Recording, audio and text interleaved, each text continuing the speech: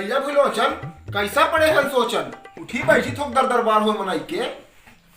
अरे या कहन अपना काहे इतना परेशान है? अपने भर के थोड़ी ना कैंसिल भाई, यहाँ सब के पूरे विश्व के कहा जाए कैंसिल भाई। इतना टेंशन ना है, मान ले खाना छोड़े हैं अपना। अरे बेटा मेरा हाल मत पूछो। कहे कहाँ होगा? एक मेरे मित्र हैं, आजकल विचित्र है, नाम विनोद पाल है। उनका ही ये हाल है। उनका हाल मेरे हाल से मैच कर गया। उनका पूरा किस्सा मैं कैद कर गया। आप भी सुन लीजिए, और भैया तो सुन ही रहे हैं, कर रहे हैं। ये लॉकडाउन में सिर्फ मुझे वही याद आ रहा है कि जब हम देखने गए थे लड़की को, कहाँ समझे, लड़की को, तो क्या हालात मेरे साथ हुए वो मैं आपको सुना रहा हूँ, और विनोद भैया का हालात बता रहा हूँ। तो सुनिए। हाँ सुनाई ना अपना। एक बार हम पिताजी के साथ बहू देखने गए। एक बार हम पिताजी के साथ बहू देखने गए। फोटो में जच गई तो हूँ बहू देखने गए। क्या बात है, क्या बात घर है? पहुँचे भाई साहब, वहाँ अजब नजारा था। अरे पहुँच गए। घर पहुँचे भाई साहब, हाँ? वहाँ अजब नजारा था। सास मेरी सज के खड़ी थी, ससुर हमारा लुंगी में। फिर क्या हुआ? मतलब घर पर सास की चलती है। चला थोई।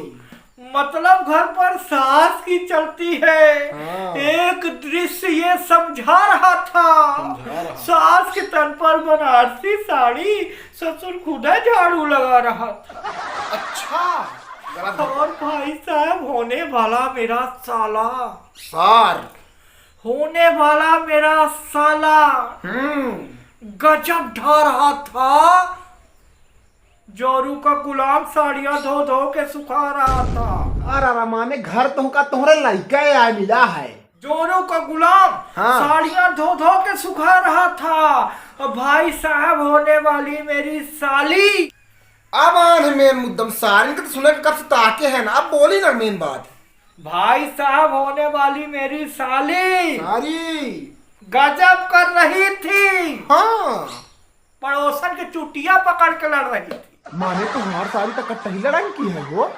हाँ, अरे तब ठीक नहीं है। पड़ोसन के चुटिया पकड़ के लड़ रही थी। आगे बढ़ा, सारी खराब है, सारी खराब। तभी हाँ आगे सुनो। हाँ आगे सुना। फिर ससुर ने मुझे अंदर बुलाया। फिर क्या हुआ? एक सोफे पे बैठाया। माहौल जमाई। आज जैसे ही मैंने सोफे पे बैठा, मुंह से निकला हुई। अरे अब क्या होगा? अरे सोफे में गड़ी थी सुई। छेदारी आए माने आए पिछवाड़ा। ससुर शर्माते हुए बोला, हाँ। बेटा तुम घबराना नहीं। मैं कल तेरी सास की साड़ी में फाल लगाया था। हाँ? और जल्दबाजी में हामी ने सुई वहां पे चुभाया था। गरम फूट गया। फिर ससुर ने अंदर आवाज लगाई। तुम्हारे दुल्ही का बुलाई माने। हाँ। फिर ससुर ने अंदर आवाज लगाई। हाँ।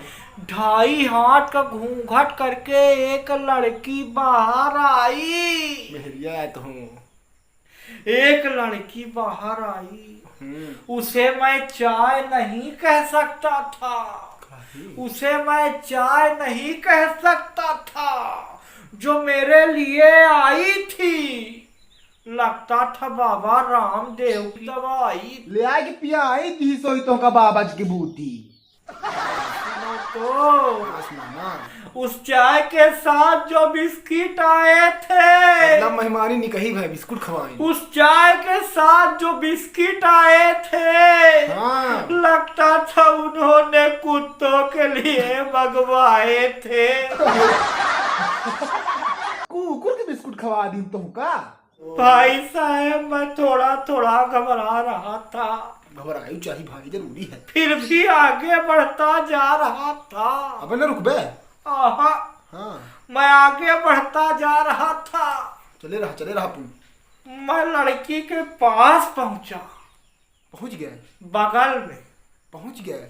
मैं लड़की के पास पहुंचा बगल में, अकेले में। हाँ। अरे। मैंने कहा मैडम जी, आहा, मैंने कहा मैडम जी, लगाएगे होई। आपका नाम। आहा। मैंने पूछा मैडम जी, आपका नाम। उसने कहा लूसी। उसने कहा लूसी। मैंने कहा अरे मैडम जी, तुमको नहीं लगता तुम्हारा नाम कुत्ते और कुतियों से मिलता जुलता है? आप तो बहुत सोच गए हो अपना।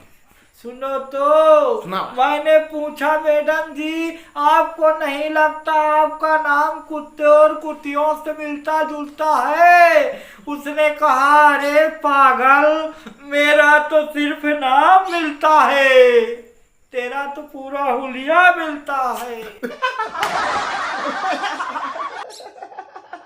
तो रंग रूप देख के वो जब मैं कही राम ने बताई ले तो रंग रूप मिला। मैंने किसी तरह से अपने आप को संभाला और एक पर्स उसकी ओर फिर डाला। नजर उठा के उसको देखा। अबे तू नहीं मानता ला कुलकुला और जाते। फिर पूछा हाँ। मैडम जी, आप कितना पढ़ी हो ये तो बता दीजिए। एक नंबर सवाल है। उसने कहा आप जितना पढ़े हैं उससे 12 क्लास घटा दीजिए। मैंने कहा मतलब तुम चौथी फेल? हाँ। फिर तुम्हारा और मेरा कैसे होगा मेल? बहुत सही, बहुत सही। उसने कहा बेटा, तू जिस तरह से तुक में तुक भिड़ा रहा है, मुझे तो कोई छोटा मोटा कभी नजर आ रहा है। जान गए, लाख गए, बहुत बहुत समझदार तो मेरी। तूने कभी रीवा जिले में कविता सुनाई है? अरे जब मैं माने एकदम डीलिंग.com गर्मी गर्मक माहौल। और सच सच बताना कि कविता से कितनी कमाई है?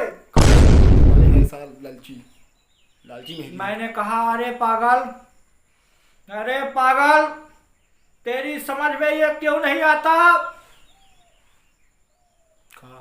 एक कवि का घर कविता से भला कहाँ चल पाता? नहीं चल पाता। उसने कहा तेरे होठों पर स्माइल नहीं, तेरे होठों पर स्माइल नहीं है, हाथों पर मोबाइल नहीं है, LG का लैपटॉप नहीं है, तो तेरा मेरे साथ स्कोप नहीं है। नहीं है। उस दिन से इस लॉकडाउन तक आज तक कवारा भटक रहा हूँ। अरे कबारा नहीं बोलते उसको, रड़ुआ बोलते हैं। कितनी देर बताया हूँ। कवारा बोलते हैं बेटा, मुझ जैसे को कवारा बोलते। असल रड़ुआ तो तुम ही है, पहले मानी तो बात तू कमा रहे उस हैं। दिन से आज तक कवारा भटक रहा हूँ। हाँ सभी कवारों को समझा रहा हूँ हाँ कि क्यों जमीन में रह के आसमान ढूंढते हो, हाँ पतझड़ में रह के बागवान ढूंढते हो, हाँ। शादी ही समस्या की जड़ है प्यारे। अरे कुवारों क्यों मौत का सामान ढूंढते हो? ऐसे ही देखते रहो। क्या बात है? जय हो भैया विनोद पाल, आपको बढ़िया था हाल। इस लॉकडाउन में ऐसे ही मनोरंजन के सहारे आप भी रहे हरदम कुंवारे, क्योंकि दूसरों को तो यही शिक्षा दिए जा रहे हैं। सही बात ये है। 3-5 ऐसे ही नहीं किए जा रहे हैं। सही बात है। इस 3-5 को आप लोग ऐसे देखते रहिए, हंसते रहिए। लॉकडाउन का पालन करते रहिए, हंसते रहिए, मुस्कुराते रहिए। न जाने ये कैसा कहर हो गया है, हाँ। शासन का फैसला जहर हो गया है। अरे भाई बात सही है। शासन का फैसला जहर हो गया है। हाँ। कैसे बचेगी ये रीवा की जनता, कोरोना के हवाले शहर हो गया है।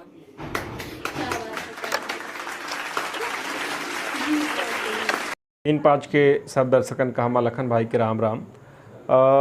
हम बचे 3-5 माह ही बघेली वीडियो के साथ साथ कुछ और जो अपन बघेली परंपरा के विधा हैं उन्हों का हम पंची लॉकडाउन में लेके आए रहने हैं। निश्चित रूप से लॉकडाउन के कारण सलगे भूमि में ही असंतुलन है और सब जितने कलाकार हैं वो अपने अपने घरन में हैं, अपने अपने घर के अंदर लॉकडाउन है। हो चाहिए अपनों पंचे घर के अंदर रही, लॉकडाउन रही, तब तक हम पंचे चैनल अपना पाचन के मनोरंजन न बंद हो देव और कुछ न कुछ नवा देत रहब करत रहब। तो देखी का नवा 3-5 चैनल में आवत है, ओकर आनंद लेई, ओका शेयर करी और चैनल का सब्सक्राइब करी और मजबूती प्रदान करी। बहुत बहुत धन्यवाद।